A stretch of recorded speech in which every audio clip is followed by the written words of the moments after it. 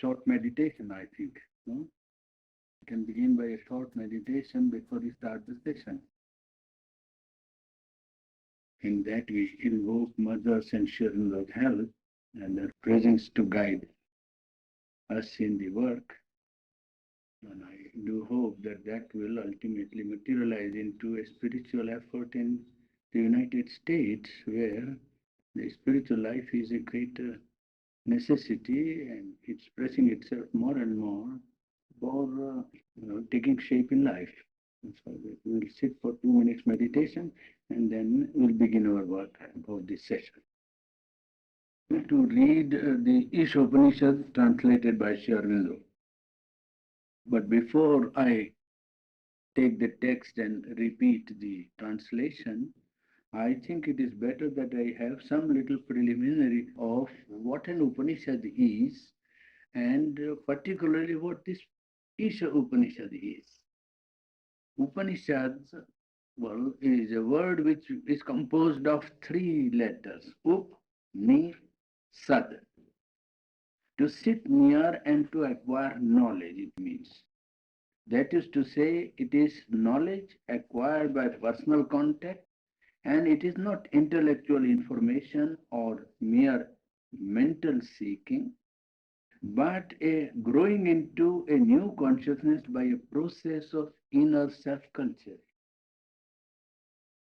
Awakening dormant powers and potentialities of the human consciousness, rendering spirituality a concrete experience. That is the main work of the Upanishads.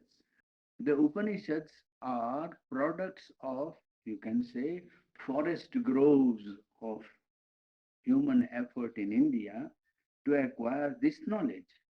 And they are very often parts of the Rig Veda. The Upanishads are not different from the Veda. Some of the Upanishads, particularly the Upanishad Isha, which we are going to read, is a part of the Shukla Yajurveda, the 40th Adhyaya of the Shukla Yajurveda. So that Upanishads are not a separate body from the hymns of the Veda. They always form a part of some Vedic school of thought or Vedic school of, well, ceremony. They are recensions attached to the Vedas. So that Upanishads and the Veda are not to be thought of in contrast. Very often it is said to be as if the Upanishads were, so to say, well, a revolt against the Vedic ritualism.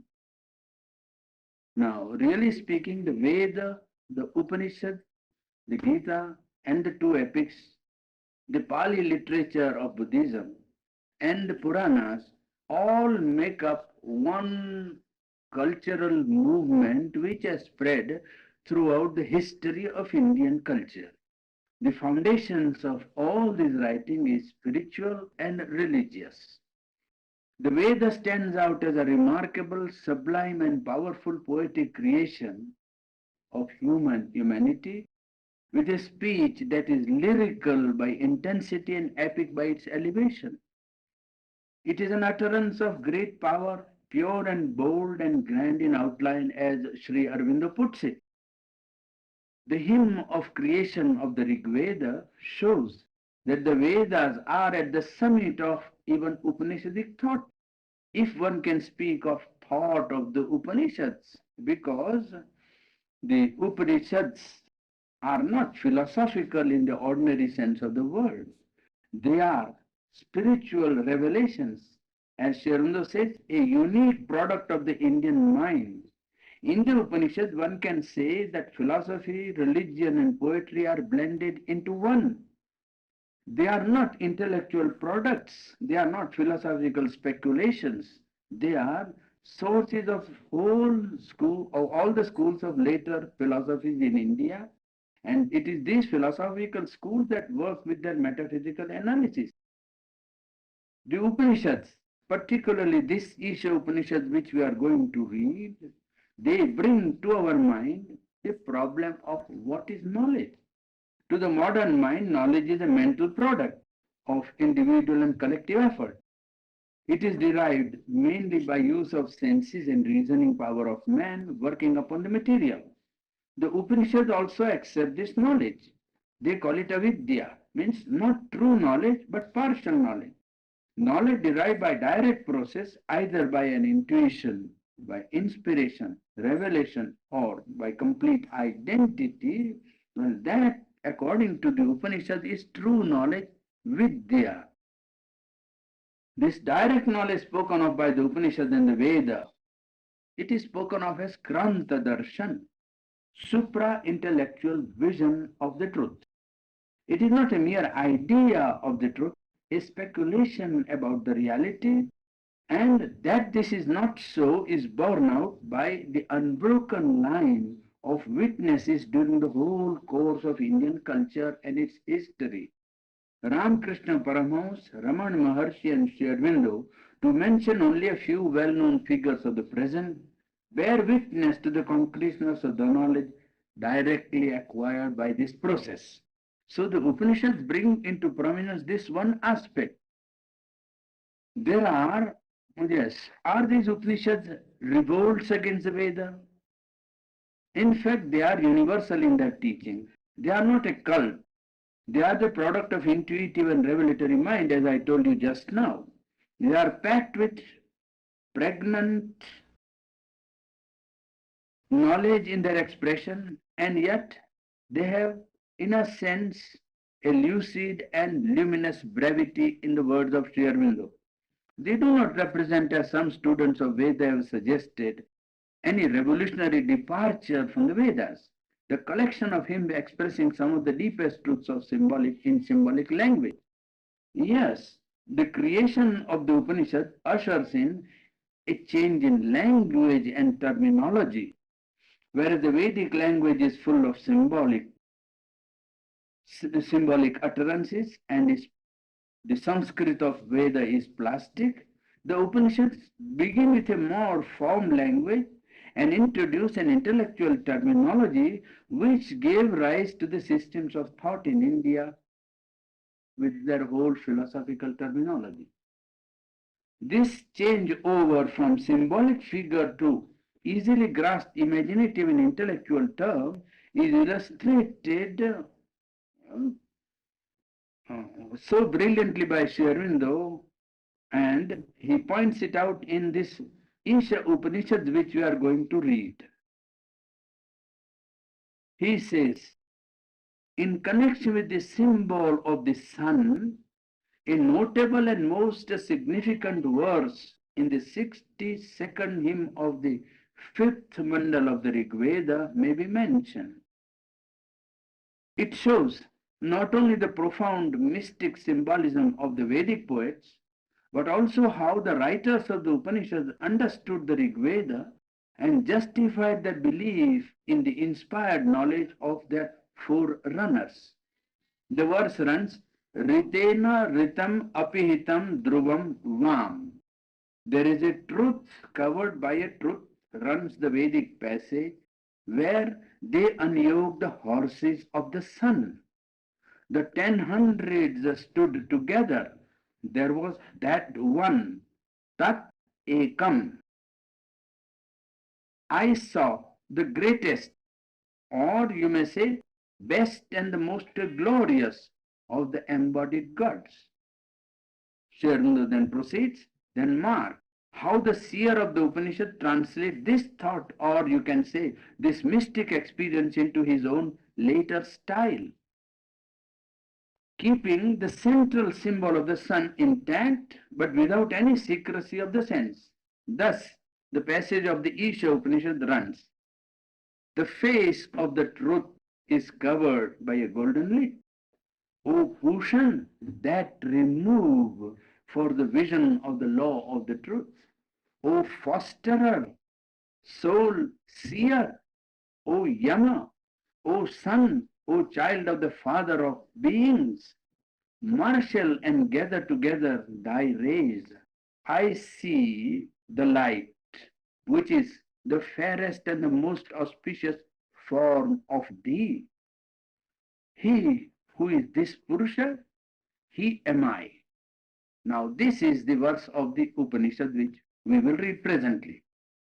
Arvindo explained, the golden lid here is meant to be the same as the inferior covering of the truth, rhythm spoken of in the Vedic verse.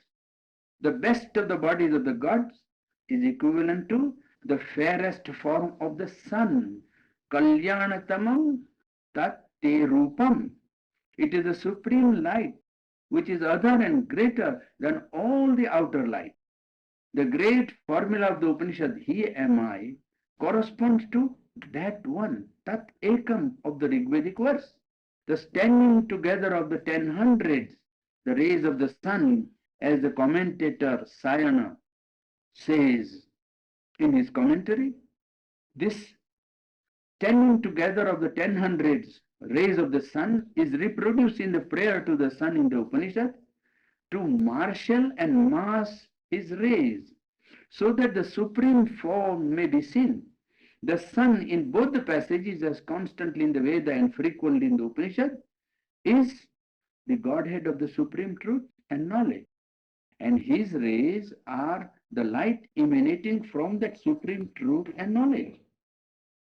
It is clear from this insistence, and there are other Upanishads also where the truer sense of the meaning of the ancient Veda, the Upanishad had a truer sense of the meaning of the Veda than the medieval ritualistic commentator with his gigantic learning, and much truer sense than the modern and very different mind of European scholars.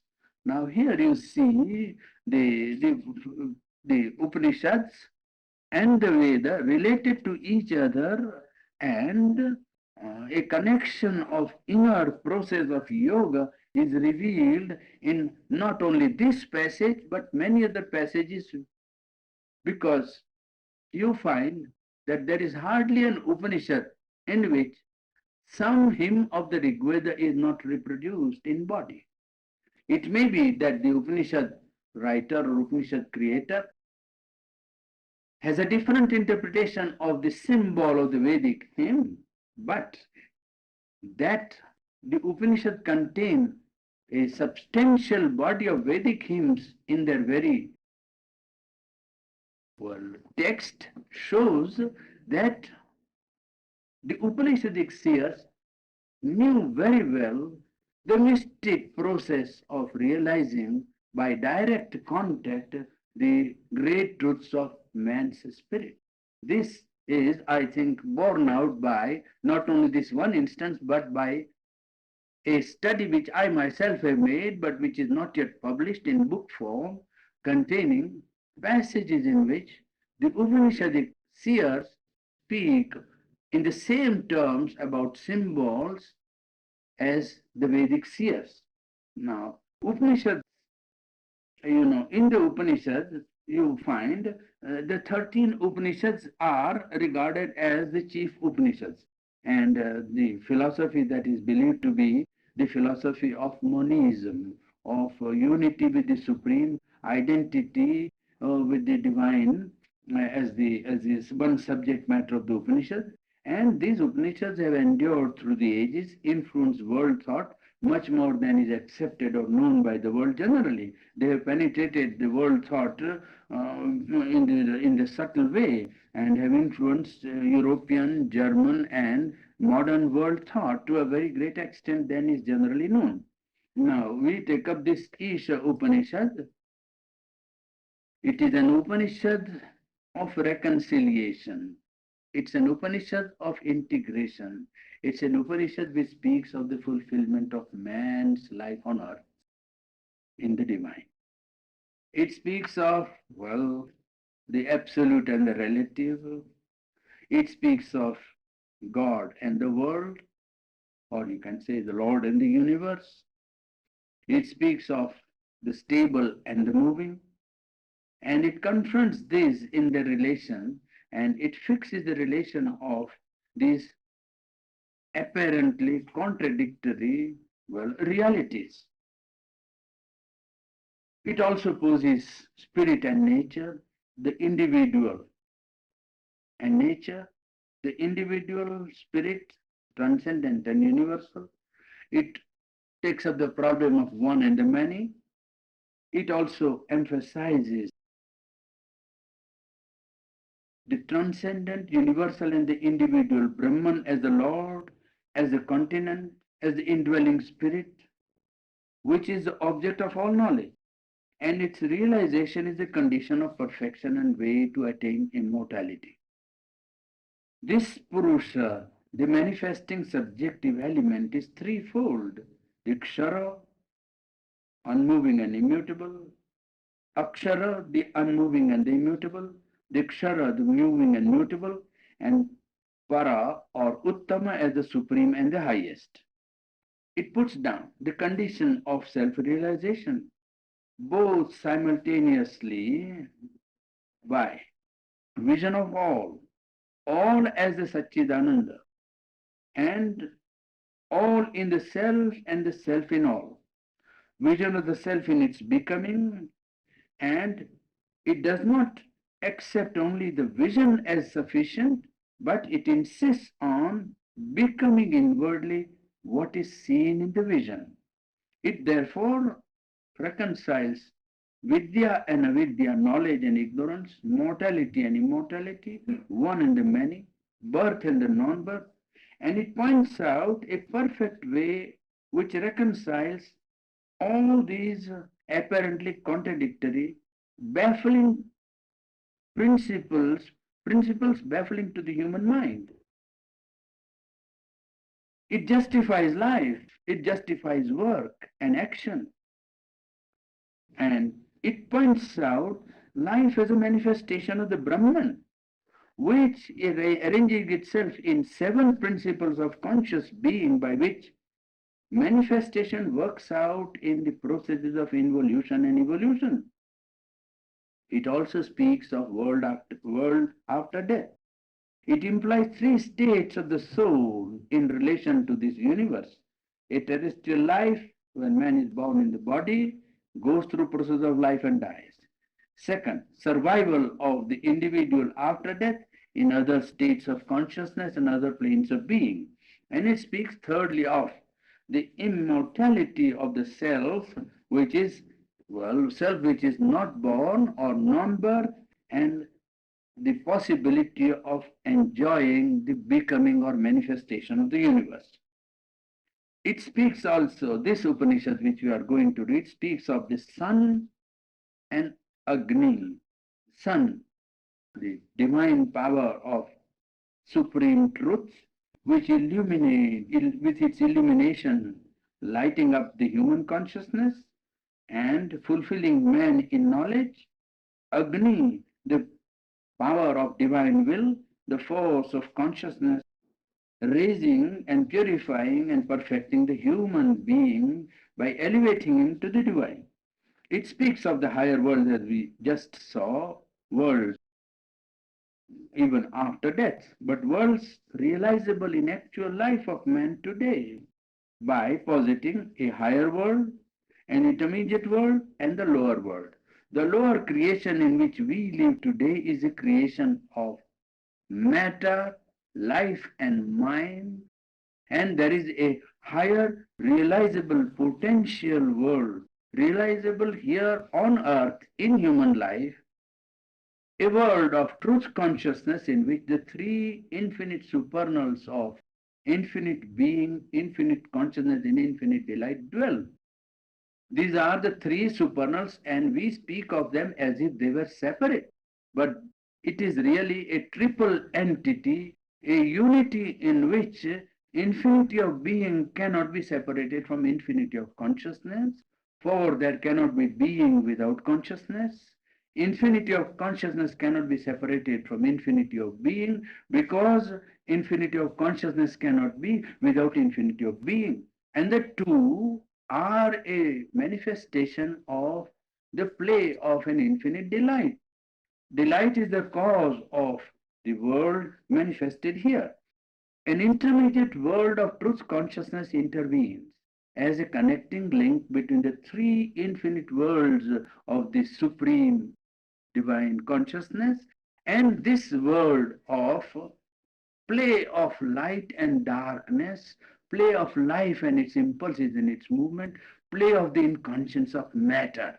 Well, an infinite world here manifested as a lower creation, a supreme world of truth and light above, full of being, infinity, consciousness, delight, and power of being, a world of absolute reality, connecting itself with this world by a truth consciousness which brings down the higher world and connects this lower world with that higher world, making possible the ascent of this lower consciousness manifested here to that supreme truth and opening up a possibility of bringing down the higher truth, force, consciousness, reality, creation, and delight into this lower creation of mind of man.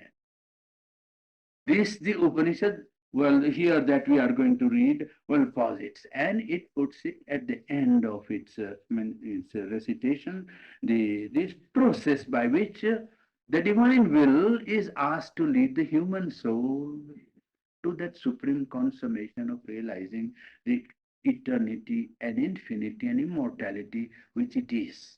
Well, this is in substance the idea of this Upanishad. Yes, it speaks of, as I told you, it confronts the two, the divine and the world, God and the universe. And it fixes the relation here. The spirit is the Isha, the Lord of the movement. Universe is a movement of this one immutable, free, stable, eternal. World is a cyclic movement called in Sanskrit language the samsara of the divine consciousness in space and time. And the law of this universe is movement. But the basis of this movement is not material. It is the energy of active consciousness, a divine consciousness which creates by its motion and multiplication divisions of time and space, relations and groupings of circumstance and causality. This power is, as the Upanishad says, swifter than the mind. It's not a mind that creates the universe. It is unfettered, omnipotent self-awareness of the Supreme, of the Absolute, unbounded by any law of relativity, as Sri Aurobindo puts it in his commentary of this Upanishad. Why is this universe created? The Upanishad says it is created in order to provide a habitation for the Spirit, for the Lord, who, being one, yet dwells multitudinously in the multiplicity of his own mansions. It is the same Lord who dwells in the sum and in the part, in the cosmos as a whole, and in each being, in each force and each object in the cosmos. Each human being is in his essence one with all others, free, eternal, immutable, Lord of nature. The object of this creation is possession and enjoyment of the universe. Then why does not man possess and enjoy this universe, this world? Why is he enslaved to death, ignorance and sorrow, in the words of the Upanishad? Because of ignorance, says this Upanishad. Because of avidya, ignorance of oneness. The knot of this ignorance is egoism. And the ego conceives of the object not as the universe in one of its frontal appearances, but itself a separate existence standing out from the cosmos. It speaks of it and feels it as different in being from all the rest of it. This is the illusion of ignorance which falsifies all relations. This illusion is called ahankar, the sense of ego, the separative ego sense, which makes each being conceive of it as an independent personality. And this is unable to enter into harmony with the universe, and therefore it has got now a fundamental inability to possess and enjoy the universe and life. And yet, the desire that works in man, wants to possess and to enjoy. And this desire is nothing else but the master impulse of this ego, which knows itself obscurely to be the Lord, unable, though, to realize its true existence. There is therefore discord, a mental and physical suffering, an inability, and desire is the badge of the subjection with its attitude of discord and suffering. Enjoyment of the universe and enjoyment and all it contains is the object of this world existence, but renunciation of all desire is a condition of this free enjoyment of all. Practically, this renunciation of desire implies that one should not regard anything in the universe as a necessary object of possession, nor as possessed by another, and not by oneself, nor as an object of greed in the heart and the senses. This attitude is founded on perception of unity. One possesses the whole in the one universal or cosmic consciousness and does not therefore need to possess it physically. Sri Aurobindo says it is only by this ananda, the delight, at once transcendent and universal, that man can be free in his soul and yet live in the world with full active life as a Lord in his own universal movement. This freedom is not inaction. On the contrary, the doing of works in this material world and a full acceptance of the term of physical life are part of this completeness. Man is in the body for self-fulfillment by action, for even his inertia acts, even his inertia produces effects in the cosmic movement. Being in the body or any kind of body, it is idle to think of refraining from action or escaping physical life. The idea that inaction can be a means of liberation is a part of ignorance according to Isha Upanishad. Desire is only a mode of emotional mind which by ignorance seeks its object, its delight in the object of desire and not in the Brahman who expresses himself in the object. By destroying this ignorance, one can do action without entanglement of desire. We have, in a sense, covered the general idea of this Upanishad. And we will now see the text of this Upanishad and repeat it so as to invoke this great truth which is at work in the universe and which has been reaffirmed by Sri Aurobindo again in most illuminating terms. There have been commentaries on this Upanishad with quite different significance brought out. There are many commentators of this Upanishad in which various things have been brought out, and this has proved, in one sense, a very difficult Upanishad for the commentators and translators. Even Shankaracharya has fumbled, according to Dr. S.K. Maitra, in interpreting most important verses of this Upanishad. The Upanishad speaks of the reconciliation of ignorance and knowledge. And Shankaracharya has certainly, stumbled here as he cleverly tries to wriggle out of the difficulty. But it is very clear that it is Sri Aurobindo who, I think, for the first time has given a satisfactory, intellectually satisfactory, explanation and significance and translation of this great utterance of the dawn of humanity, where man's spirit intuitively realize certain truths and express them in that symbolic language. Now I shall repeat it so that our session that we start today might be set in its proper synthetic and integral spirit. The first verse runs. Ishavasya sarvam yatkincha jagatyam jagat Tena tyaktena bunjitha magrudah kasya swedhanam. The translation run. All this is for habitation by the Lord. Whatever is individual universe of movement in the universal motion, by that renounced thou shouldst enjoy. Lust not after any man's possession.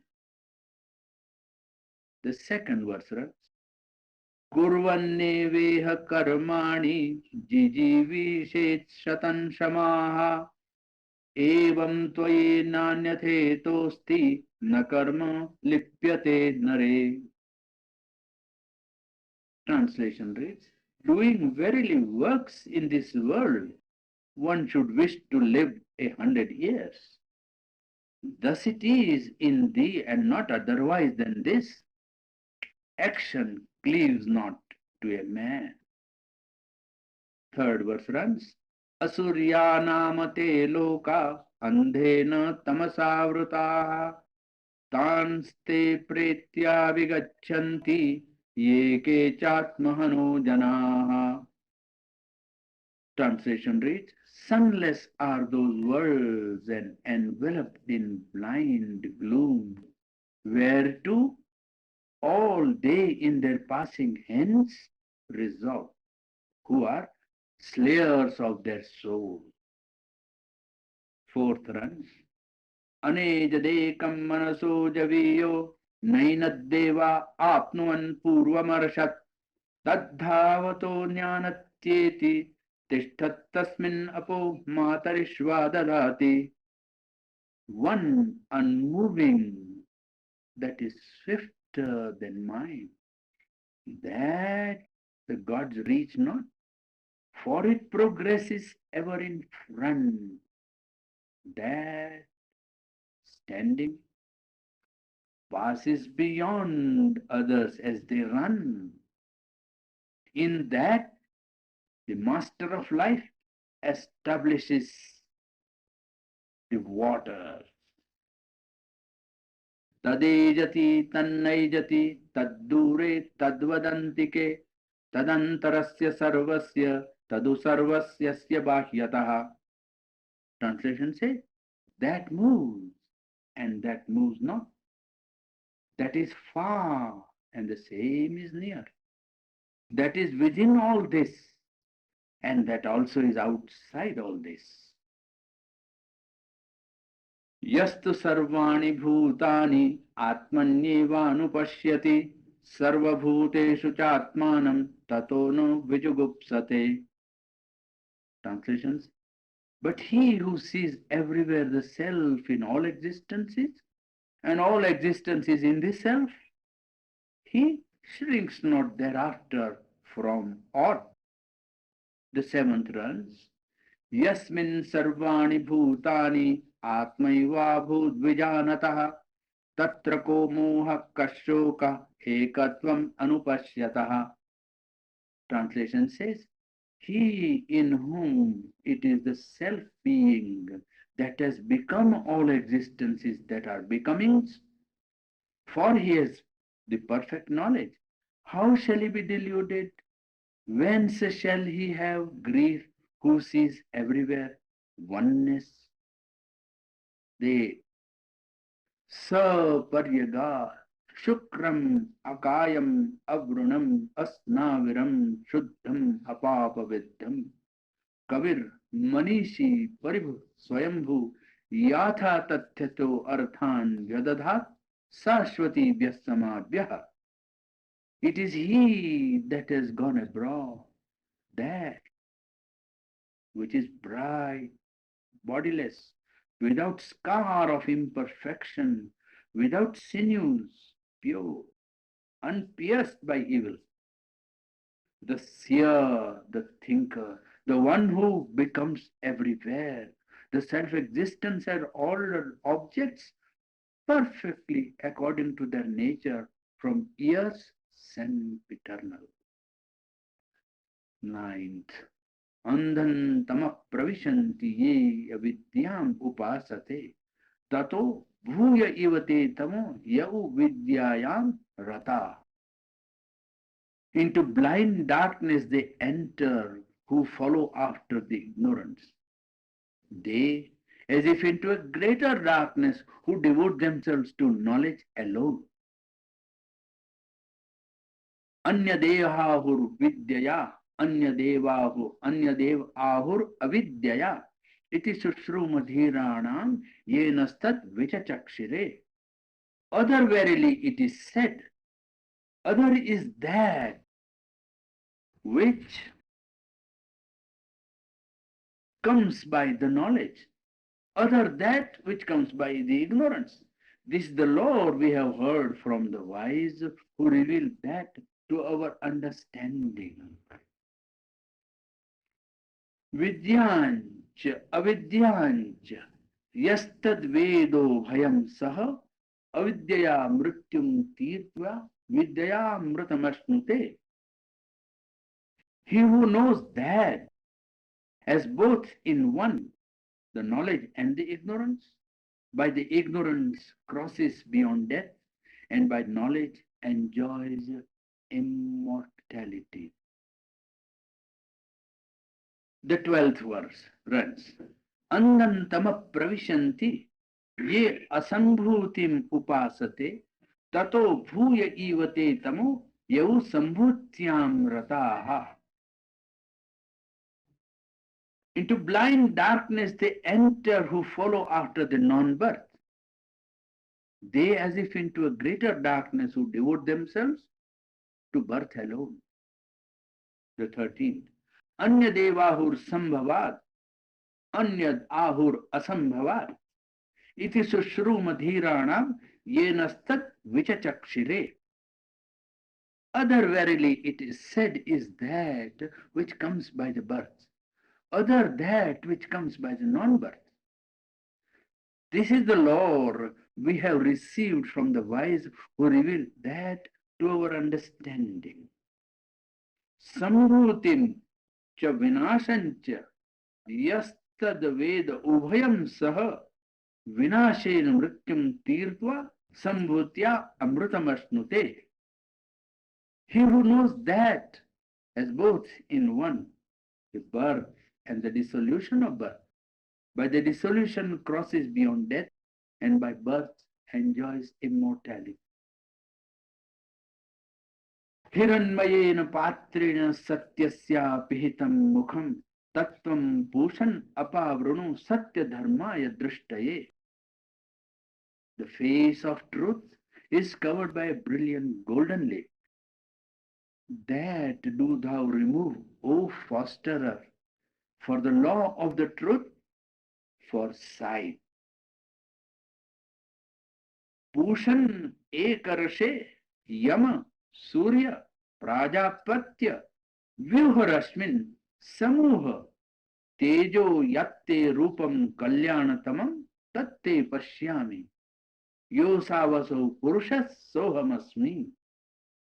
O fosterer, O soul seer, O ordainer, O illumining sun, O power of the Father of creatures, marshal thy rays, draw together thy light, the lust which is thy most blessed form of all, that in thee I behold, that Purusha there and there, he am I.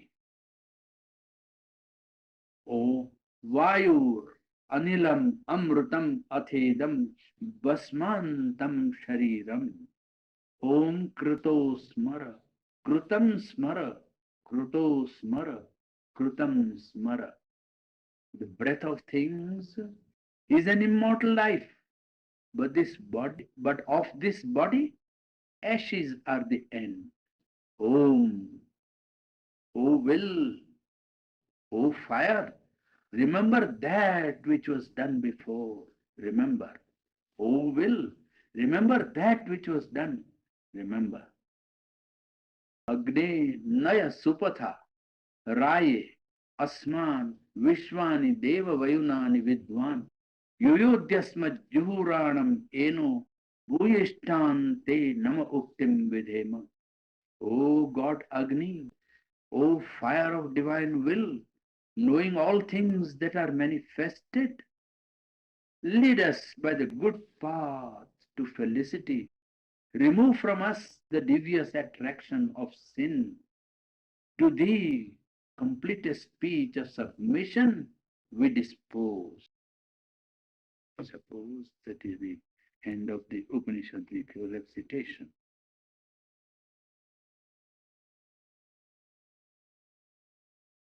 Doubt how we will like to develop the various aspects and subjects of our study. I want to know that.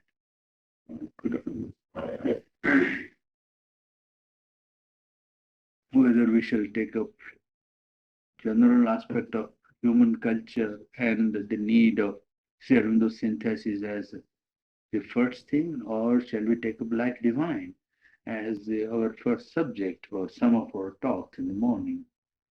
And well, I have to think of that problem. I don't know yet exactly how it will work out. Several people have asked me that, several people have asked me, and I said that I thought perhaps you would know whether the morning study would be one aspect and evening another, and what the topic would be, Several people have asked me that, and I said perhaps you would know.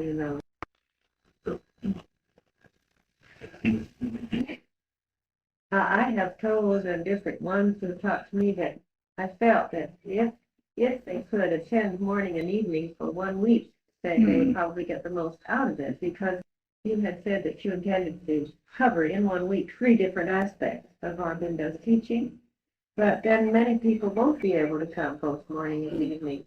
So I don't know that as far as the group who come are concerned, whether it makes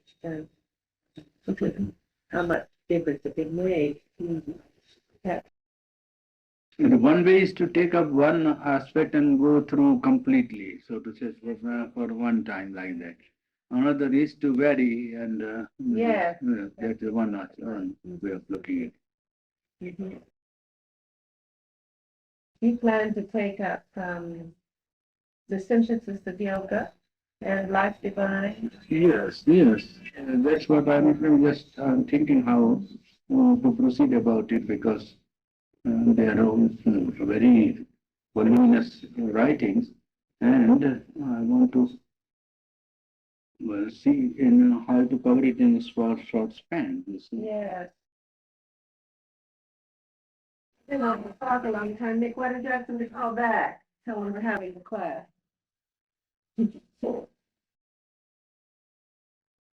I'm thinking how similar the conclusion of that Upanishad to something it says in the Bible. We always say at the funeral services, don't you know, the ashes return to the earth, and the spirit to the spirit. Is very similar conclusion. That's a wonderful Upanishad, isn't it? That Isha Upanishad. It's more making sure there aren't any ashes. This one to transform us so there won't be any ashes, no residues. And then we won't have any vegetables. That's the air, live on air. I don't think we could improve. No, it shows clearly the necessity of the one self-determining itself in a multitudinous manifestation. Yes, and the self-determination is at work, and because the self-determination is at work, realization of the will of the self-determination in life is the object of life. And that life has a meaning, therefore, and the assumption of all the limitations of body and life and mind is a condition for that becoming to manifest itself in a multitudinous universe, you see. And the fulfillment of man lies in accepting this assumption of the self-determination here. and assumption also of the movement of time and space and conditions of action, and therein to free oneself from the intrusion of the limitation of ego and desire, and to act in the light of that supreme will which has taken up this determination, so that the world becomes then a play of a self-existent delight in multitudinous forms, in a variation which is baffling to the human mind, naturally. Yes, the world then, or universe or life, becomes a play of a supreme delight. And the variation of it adds to it a richness which perhaps is not present in the unity. You see? In the unity of the spirit or unity of the absolute. What was that again for us? Would you mind repeating just that last thing? Yes, that is to say, the play of the variation of delight which you find here in terms of matter or the inconscience is not possible in a supreme state of absolute unity or in the three supernals. Yeah. That play is possible only here. And it is a play of the supreme, remember. Play of the supreme, it's not the play of ego. I know, but then That's it. the trick is to get rid of ego. Oh, yes, of course, that is the problem.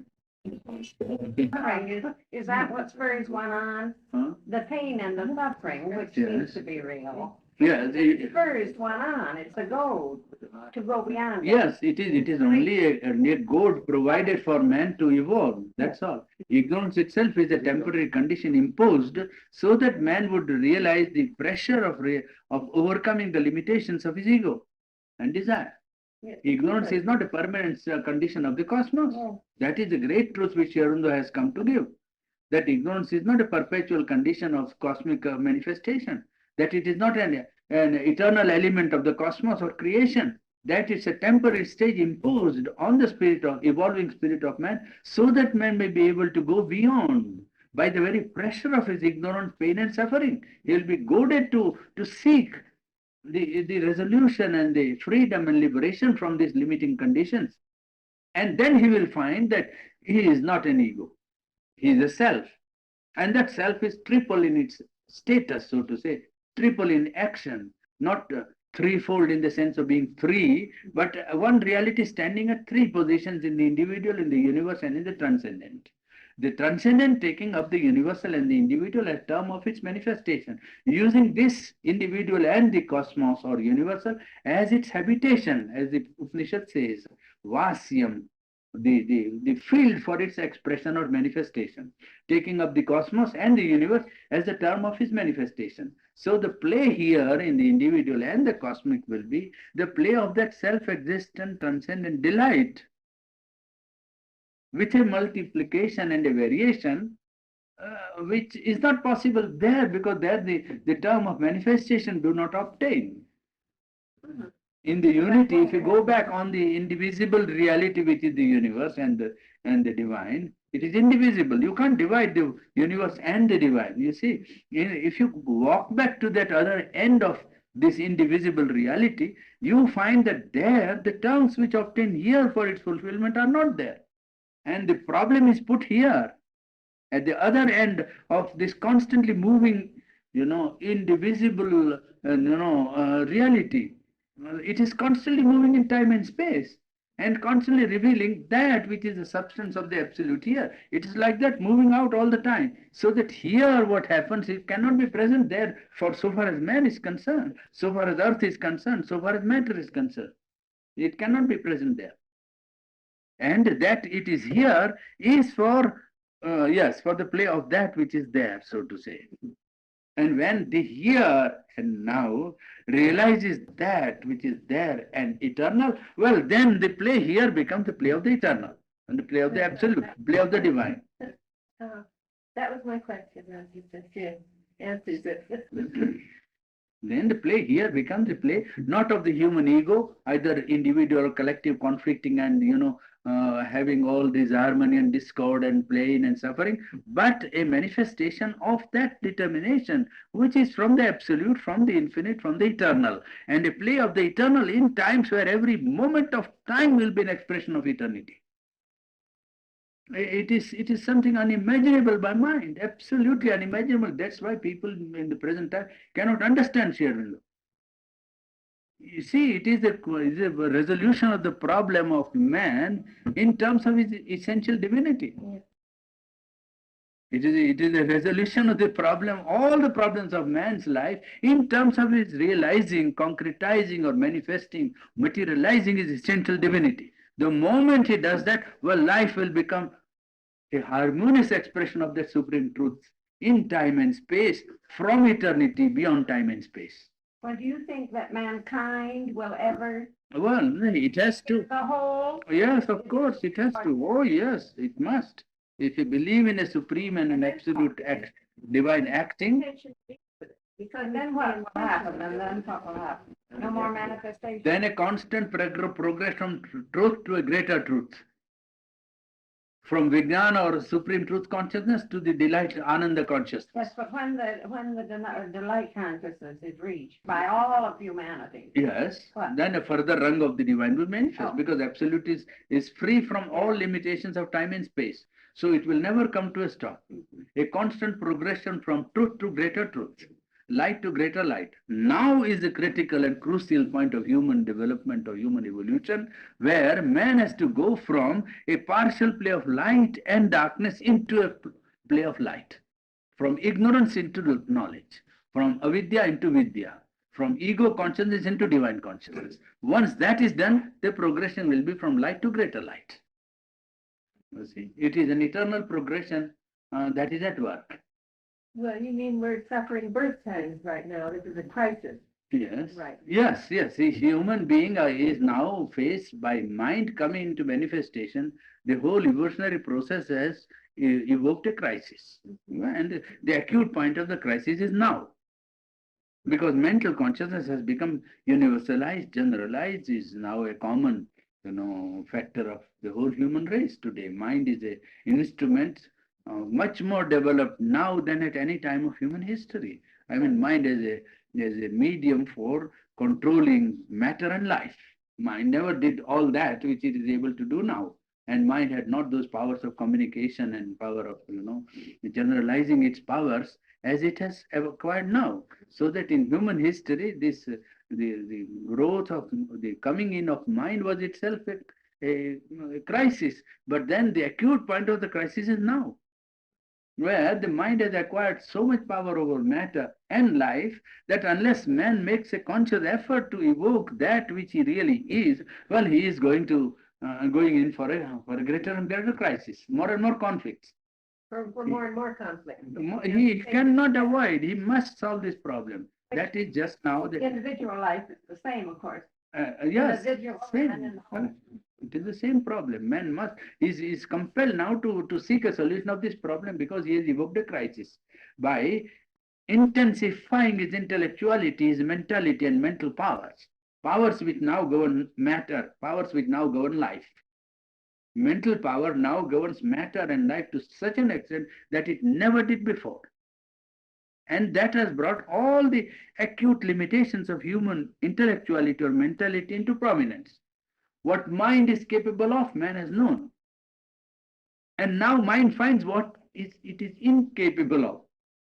It is faced with its own limitations, and therefore it will have to turn back to find a deeper source which can solve the crisis. There is in man provision. You see, man is not unprovided with the power to solve this problem.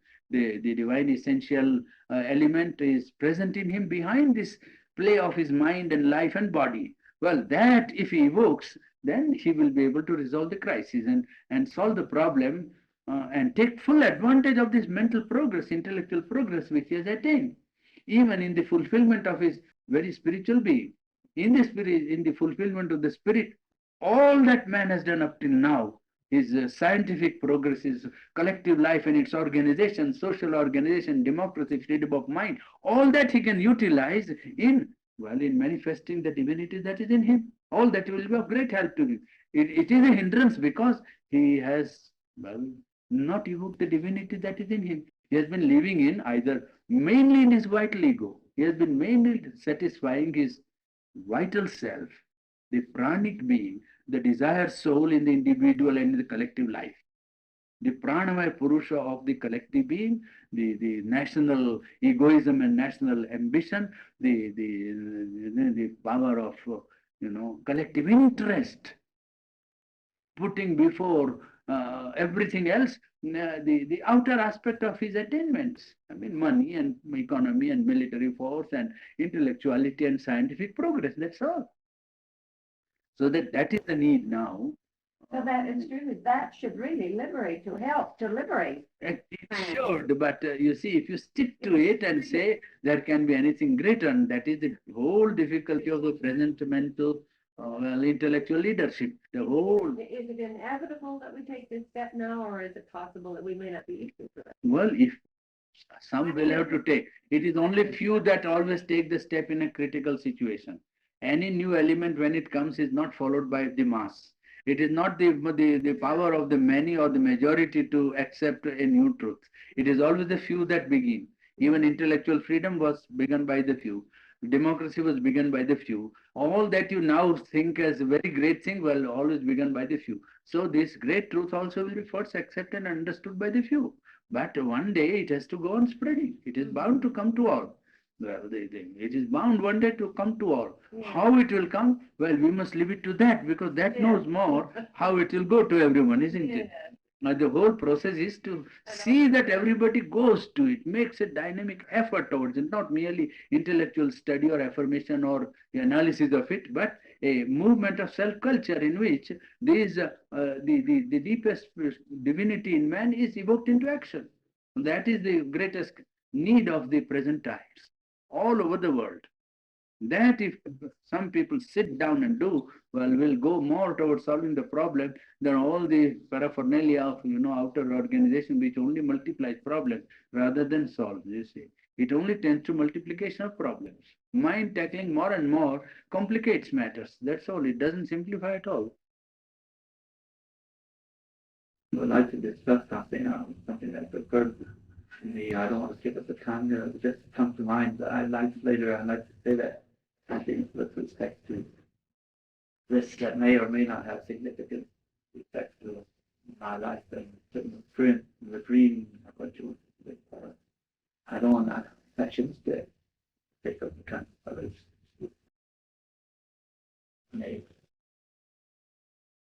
Best would be you note down important points for your own self for the time being, and then later on we'll see if we can come to something about it. Make a note of it in paper or in notebook.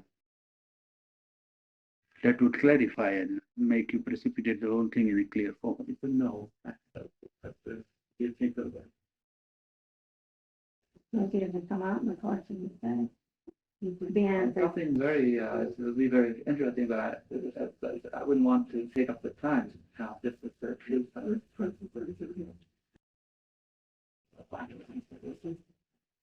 interesting. I'd like to know what you think of it. True experience or dream sequence. Yes, better put it down and then we should see. Very good. We are here now for some days. Experience could be clarified for me. Wonderful adventure. Oh, so big and very understanding. I love to hear the sound. Sacred stillness. It is that you speak of are subjective, you see, Yes, that's right. not objective. And it might happen that in the darkest iron age, there might be people who are living in the golden age, the Satya age. Right here.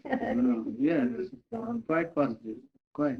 So that you cannot divide. But you can say that if you study the collective life, means the growth of cultures, then there might be a time when you can say a greater stress was felt by the collective life moving toward truth. Well, that would be the sign of an outer golden age. I mean, where the law of truth was created so powerfully in the atmosphere that none could easily submit himself to the lower life. I mean, The current. just now, yes, the current was so powerful. Just now, the difficulty is that the atmosphere created by collective values is so unspiritual, to put it mildly, that for a man to devote himself to spiritual life is a problem. Yeah.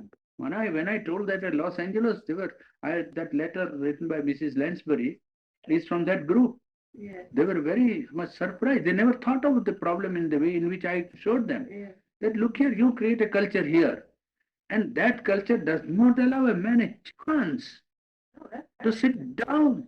What culture you have created? mm.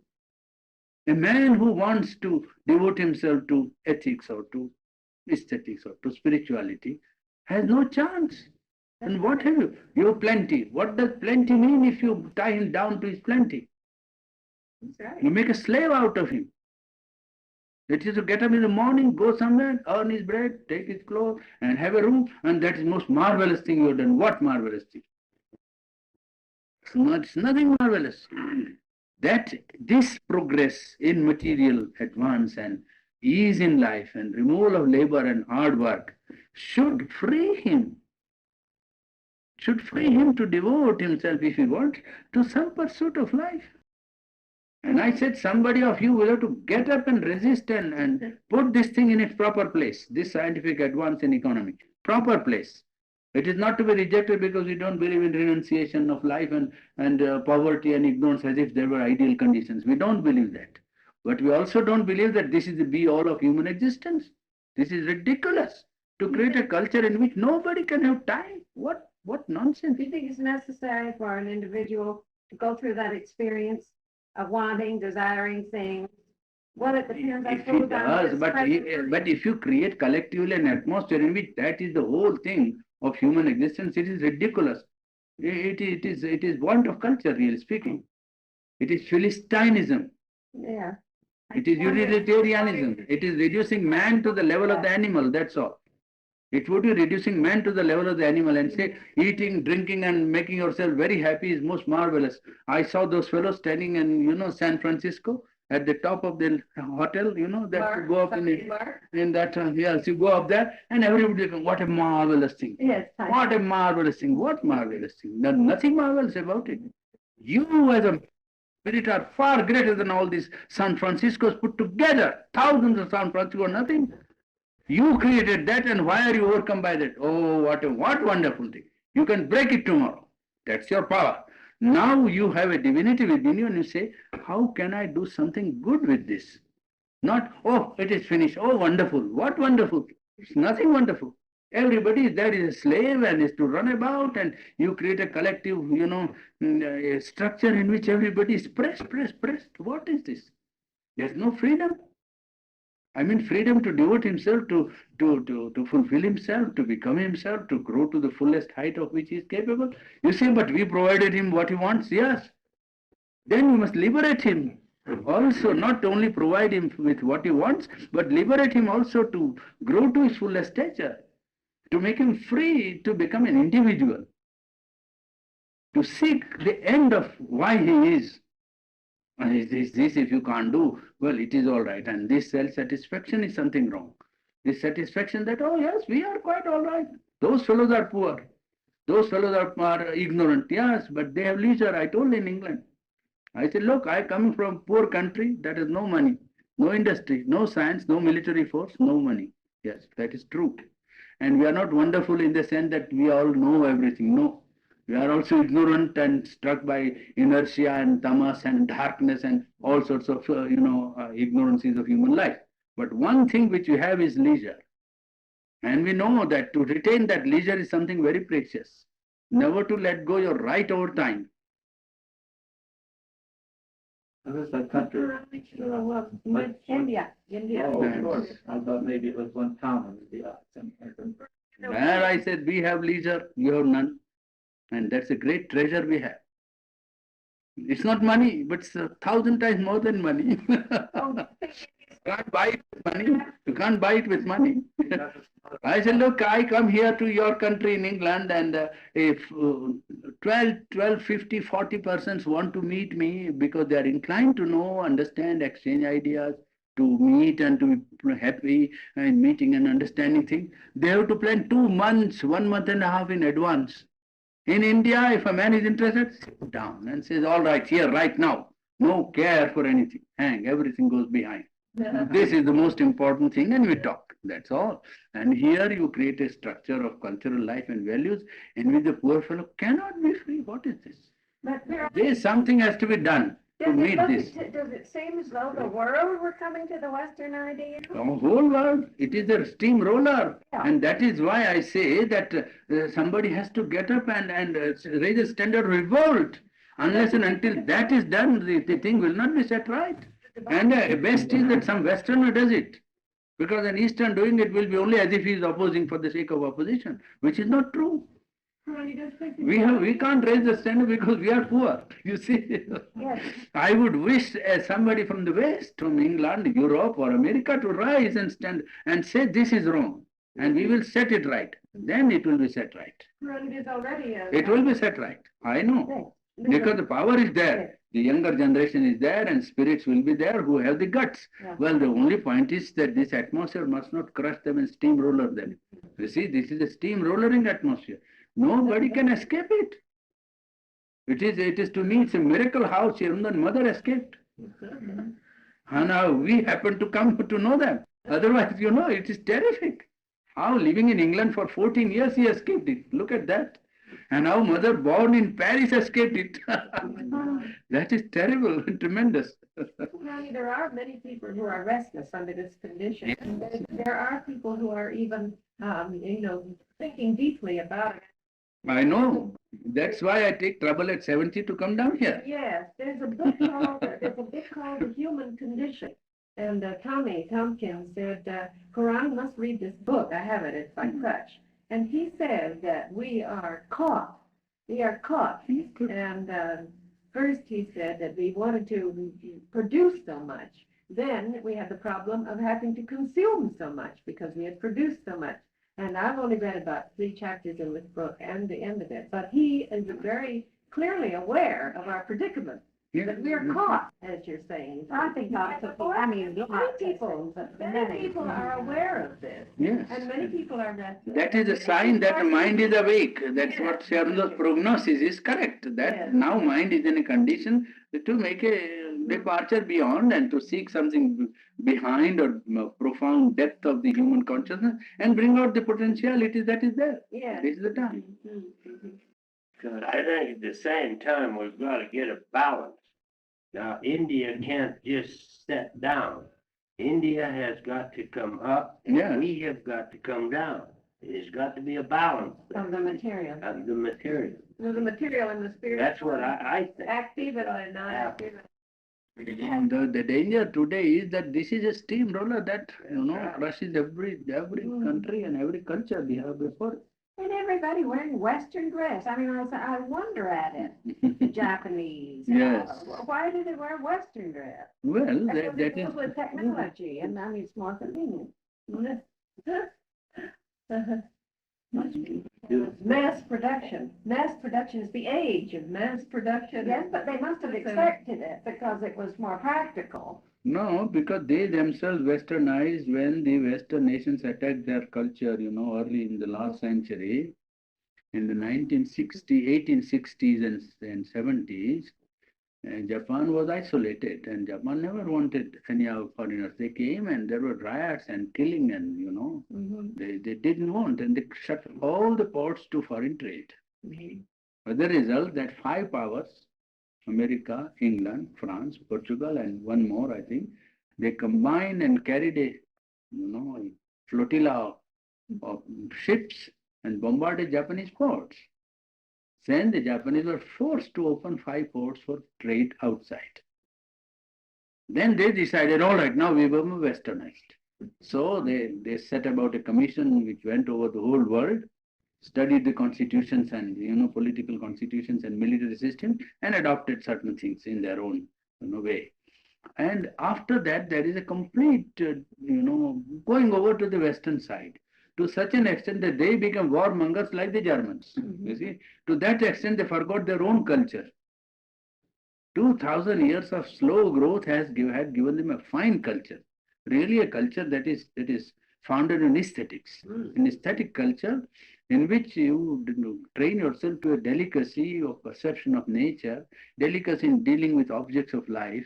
Everyday life almost rendered into a ritual. Wonderful that way. The Japanese is very fine, refined, aesthetic development. Well, that they forgot and became, vulgarized like that. And I could know of a soldier in Shanghai. Actually, when the Chinese aggression, they were doing Chinese aggression in Shanghai, they occupied Shanghai. A European friend of mine had a daughter who was there. And she committed a mistake in taking her car, you see. And the Japanese soldier on duty gave her a slap. Now that you see was unimaginable in ancient Japan. I mean, you couldn't imagine a Japanese, to that sort of, yes, that's it. And that is what actually did happen. And then they thought of the westernizing to such an extent as to borrow this aggressive tendency of the Western nations that were colonizing and empiring and all that sort of thing. Well, with the result that they got it back. And now, with a vengeance, they're going for Americanizing. My God, in Tokyo, you find nightclubs that you don't find perhaps in New York. They're going for all sorts of latest craze of Americanizing, as the Americans themselves would not know. Do you think it has anything to do with the increase in population that Partly it is that, but partly it is the loss of their cultural background, and it's a very great loss to humanity. They don't realize that it's not only Japan that loses, but the world. Yeah. An aspect of human life which they brought into prominence and which should certainly contribute to man's growth, really speaking, to man's development. Instead, they are imitating, and I don't know what will ultimately come about it, but something will happen to the soul of Japan, and they will have to bring out this insistent on things like Zen Buddhism is some kind of effort at that. The way in which the Zen Buddhism is trying to resuscitate itself in Japan and outside. and in this country too, I think Yes, people, they that- hear of Zen Buddhism, Yes. they haven't heard you perhaps of Vedanta, Mhm. and they grasp it because it's a step. Yeah. So Zen Buddhism is very popular now. Very, but the interpretation isn't correct. No, it's not at all correct. Zen Buddhism is it was really an effect of Indian culture through Japan, through China. You see, Zen Buddhism came to Japan through China. Lao Tse in the 15th century, 16th century, first gave formulation to it in China. And Zen is only a derivative word of Dhyan. Yeah, Zen is only a Japanese way of pronouncing Dhyana. Dhyana is meditation. And it is through that through China they received this. And then made it into a cult, of the Japanese proper. The Japanese Actually, the Vedas are the very last word or first word that we have heard of spiritual truth, aren't the Vedas? Yes, So they permeated through yes, of course. Buddhism and Christianity. Yes. We shall have perhaps one talk on Buddhism sometime during this. Because there is so much of noise about it nowadays that people think of as a Buddhism as something which you could it could fulfill man. I don't think that is quite true, and I would like to show how we look at contribution of Buddhism in the context of man's total fulfillment. As an individual collective being. Buddhism has many good points, but also many negative aspects, which people forget when they talk about Buddhism. Even the best intellectuals, are simply they don't realize the problem which is to be solved, and that Buddhism has not the wherewithal by which you can solve the problem. Cannot. By adopting the Buddhistic attitude today, man would not be able to solve his individual collective problem or fulfill himself. You can say it's a step which prepares man. Yes. It can prepare a man to go up, but Buddhism adopted even in its very best international form would not be able to solve man. Today, not today. Yes, it has contributed something to the making of what we are today. Of course, every great soul has done that, and every great culture has done that. One talk we shall have at least on Buddhism, so as to Brush away the conflict. yes, to show them that the place that Buddhism occupies, because I was with Archie Bayham. He has written a book on Gautam Buddha's life, and of course I knew that there are many people who similarly have an idea that Buddhism and so on. That is, it's a good study. That is all right. If you want to study. But if you say we can today bring Buddhism to life and make something out of it, then I would say, no, you are wrong. You won't be able to do it. And One day we shall have that one full session. It will be a 2 hours work perhaps, but it's necessary. what I meant too, learning about Zen Buddhism, it was colored by the Japanese, their point of view about it. And then when it came to this country, I think that it has again been interpreted or misinterpreted, you might see, this Zen Buddhism, this popular Buddhism that they have here now. I don't know. I've heard that it is even the foundation for the beatnik, you know, I mean, Yes. well, they're escapists from the original intention, you see. I don't know if that is quite correct, Oh, but the that's poor what beatniks, I don't blame them. They're trying to get away out of this, to escape. Yes. dilemma. That's the way all the time, but it's good. It's Yes, yes. But certainly you have to do things a little lighter, sure. Everyone's looking for. Those boys and girls dancing there at Tahoe, when one girl came and asked me that I think the dance, one who was learning dancing and they know something about it. And there was another also. Who was it? I forget now. So they asked me, I said, yes, this is the return to the primitive. I said, that's what the modern art is doing, modern poetry is doing, and modern impulse is doing. You see, the Paris painters wanted to return to the African primitive. Well, this is the African dance that you are doing exactly what the African did when he was barbarous, and you call him, laughed at him. Exactly what you are doing.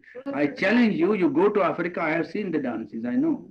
I have been in Africa for 8 months and I have seen the dancing. This is exactly reproduction of the same movements, so that you are trying to go back to the primitive. There is no harm. You can say we can be primitive, we are primitive. When we dance, all right, and we take the delight of being primitive, no harm. But understand, this is not culture. That's all. It's primitive reproduction of human movement, which is very aesthetic, which is nice in its own way, has its own place. But if you say this is the height of culture, I refuse. I say you are on a par with the African. That's all right. It's a reaction too, don't you think? It's a reaction. Yes, it is going. It is trying to seek something Yeah. and not coming to what they want to, what can satisfy them. It is trying to go to the subconscious, to the sex impulse, to the lower life, to sensational things, something. You have to go to the divine. No escape out of it. You must bring out that which is essentially there. Then you will get the what is required. Then you get the delight even of this movement. Yes, then you will understand what this movement ultimately wants. It wants a harmony and a delight expressed in life and movement of the body. Well, you will then reduce it, take it away from sensationalism and nervous apparatus and bring it to a higher life. Yes, bring it to a spiritual light. Well, in that case, the body itself will answer also. No, it is.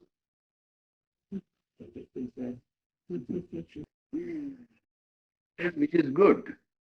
There's what? All around confusion now, and it is good because out of that only something must precipitate. You see? Yeast is working.